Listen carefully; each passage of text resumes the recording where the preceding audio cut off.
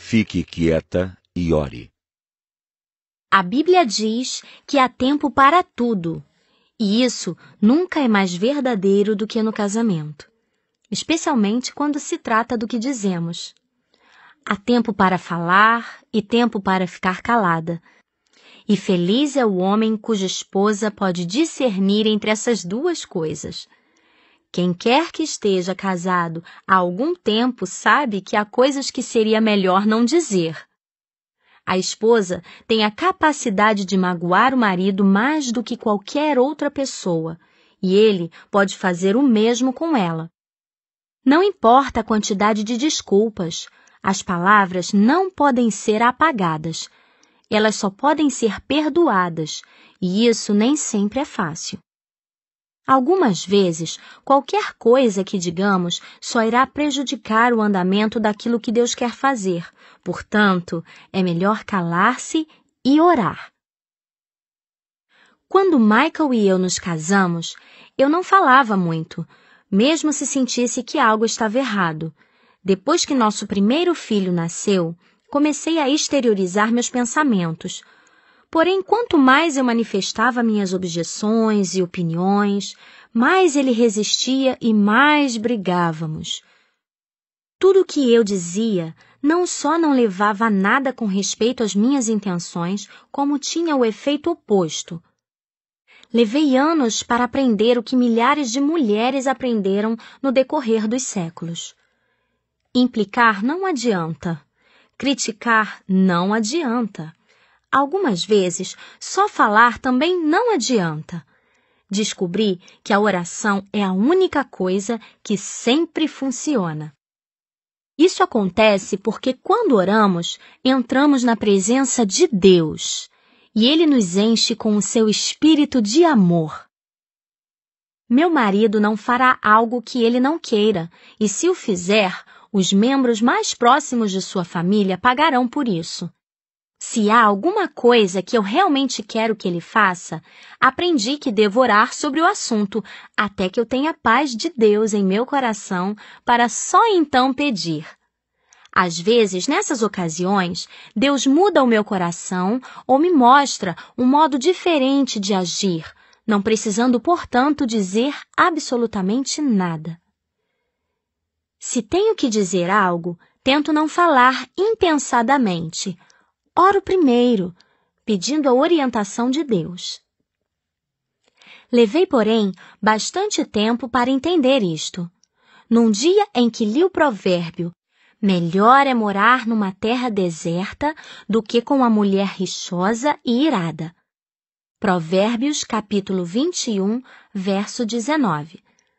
Por alguma razão, essas palavras tocaram um ponto sensível. Questionei. Mas, Senhor, e o provérbio capítulo 27, verso 5, que diz, melhor é a repreensão franca do que o amor encoberto. As esposas não têm de dizer aos maridos quando alguma coisa está errada?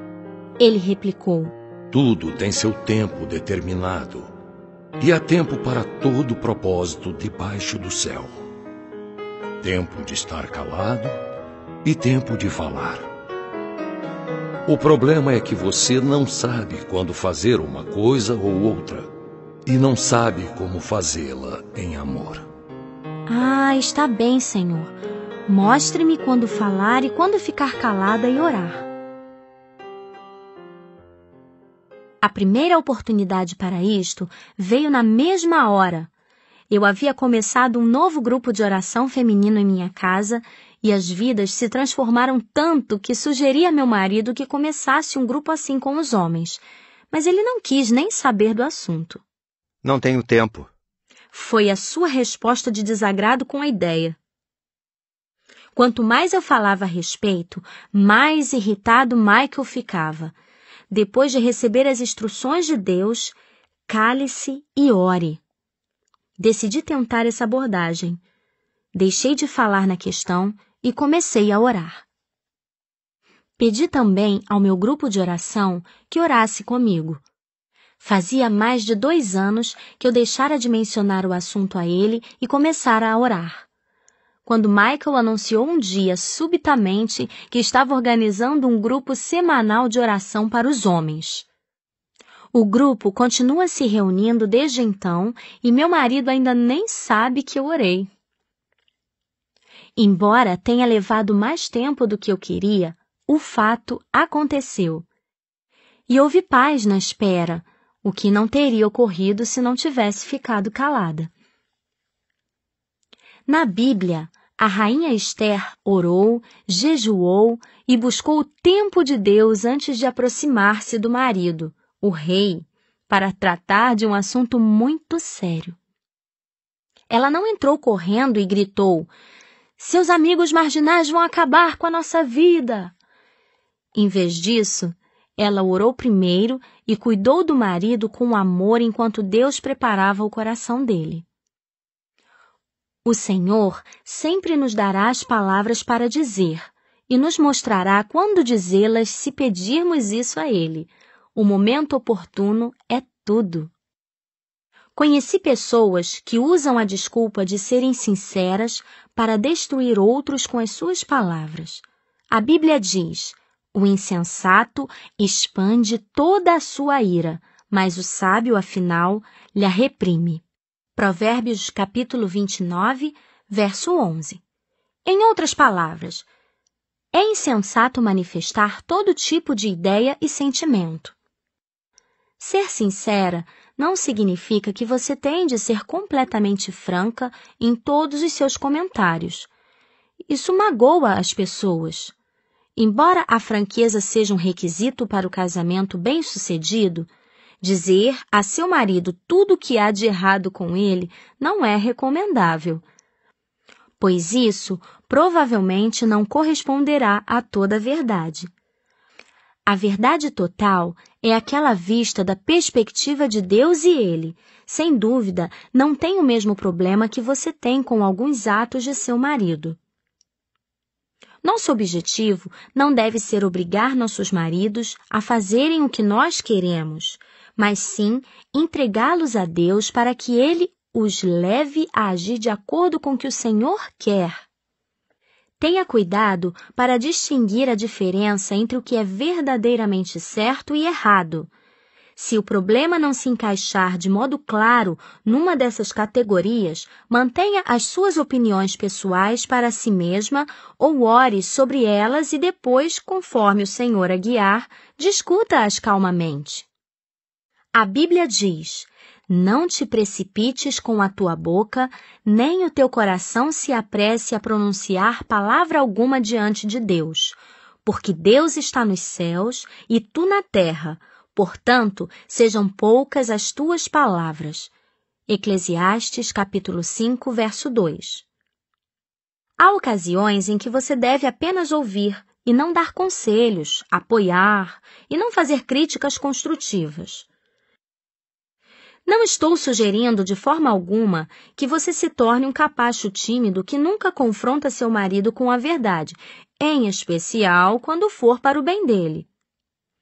Sem dúvida, você deve expressar claramente suas ideias e sentimentos, mas, uma vez que ele os tenha ouvido, não continue a pressioná-lo até que a questão se torne um ponto de discórdia e conflito.